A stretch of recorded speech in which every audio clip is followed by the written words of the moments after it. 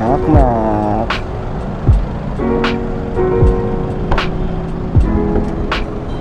Hi! Hello, Titi! Ay, tita. Asa si Christina? Asa na?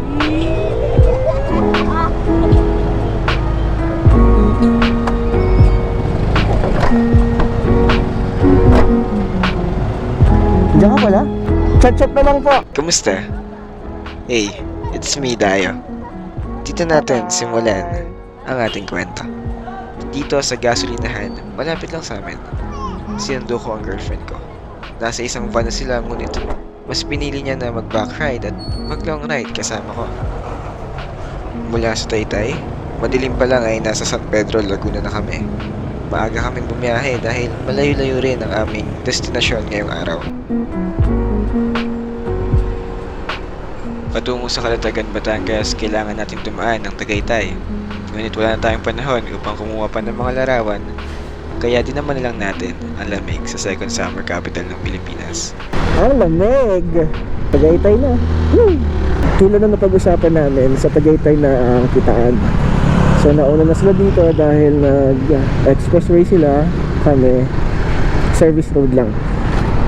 So hanapin natin yung Petron dahil doon daw tayo inaantay. Yung Petron, andito raw sila.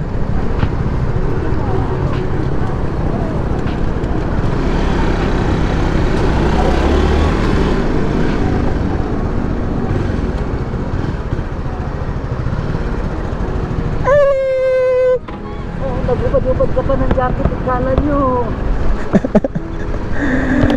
Bataks eh. Mula rito ay kasabay na namin silang tutungo sa Calatagan, Batangas. Tinapos lang namin ang taho sa Gedli at tumuloy na rin kami sa aming biyahe. Hindi ko alam kung anong tawag sa lugar na to, ngunit talagang nabighani ako sa ganda ng mga puno. Kung alam nyo kung anong lugar to, please, comment nyo naman ah.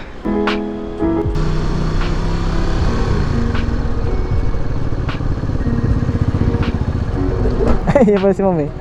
Siya pala ang contact eh. Yo, what's up? So nakarating na rin kami dito. So medyo umulan habang papunta kami, kaya naka-raincoat tayo. So 5, anong oras tayo malis? 4, nakarating kami ng 8. Nakarating na kami dito sa Calatagan, Batangas, ngunit bago kami tumungo sa kanilang floating cottage, dumaan muna kami dito sa munting palengke. Naganap kami ng isdang pang-ihaw para meron kaming baon sa gitna ng laot.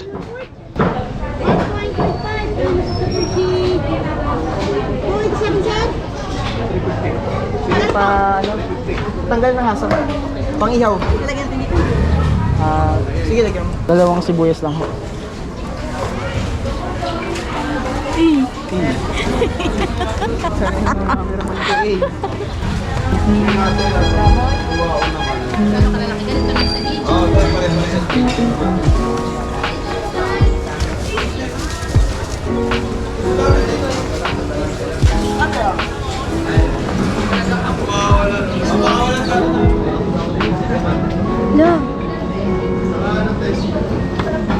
Gogi, baka lumipad.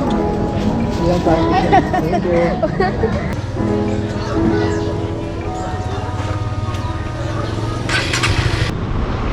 Dito yata. At yun, naiwan na kami.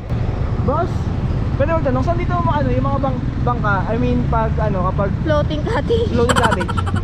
Diretso lang ha? Kanan kami. Okay, thank you.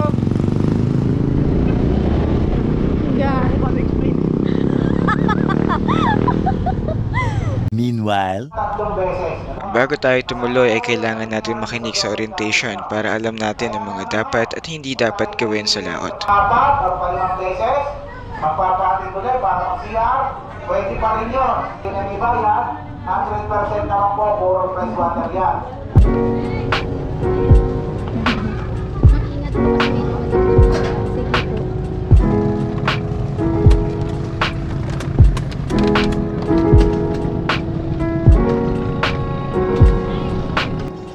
Ito na yung favorite part ko. Tara, kain tayo.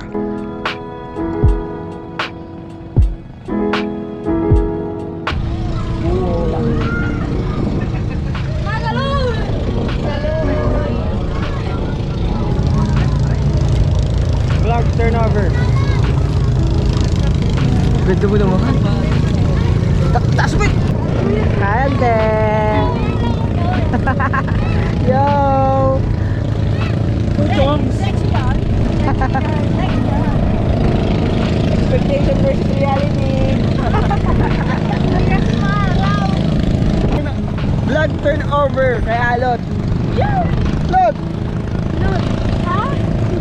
Handle with care. Kapangit mo nga sa palad mo. Masakit? Vlog takeover.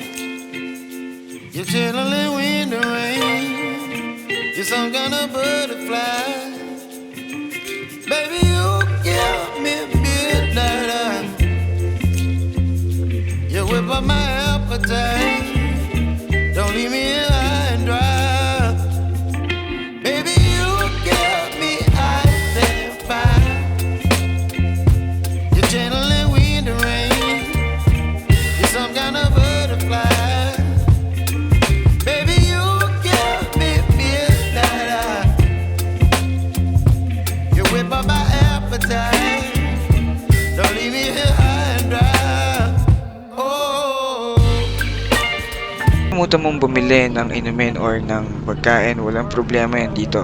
Kung meron silang floating cottage, syempre, meron din silang floating store. Nag-iPhone ka kasi.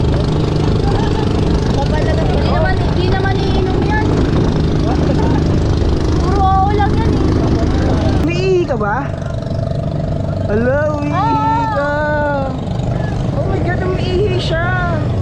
Si Jezabel! Si Jezabel!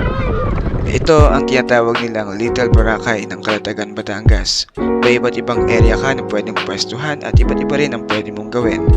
Ngayon, lilipat ang bangka namin o ang aming balsa sa fish feeding site.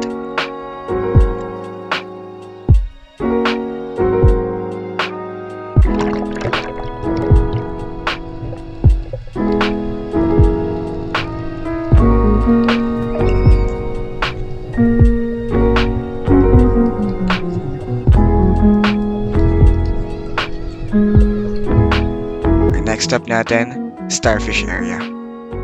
Bago yon, panoorin natin kung gaano kaganda ang lugar na ito.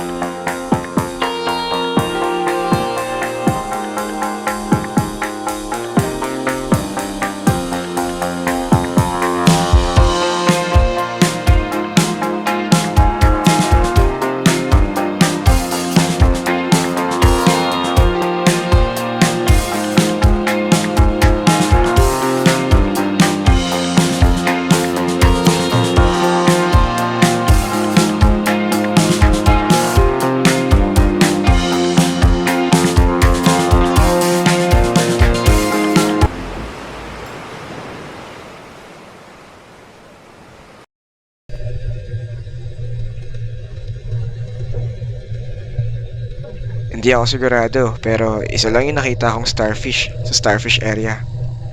Kaya nakipagkwentuhan lang ako kay kuya. Ari, ari, ah. Ari-ariya. Ari, ari, ah. Gawin nyo nun, ma'am, gagawin ko ng 4 sanda, 3 sanda nyo na eh. Bali lahat na eh. Hindi ka kay doon.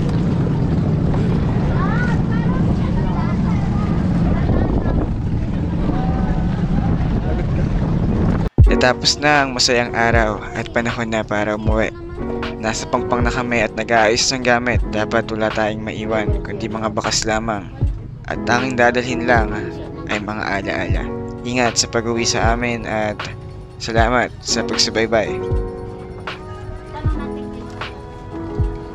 So yan, what's up mga dogs, no? Hanggang dito na lang yung video natin. So kung nagustuhan nyo to, please like, share, and subscribe sa channel natin para mas marami pa tayong video na magawa. So yun lang.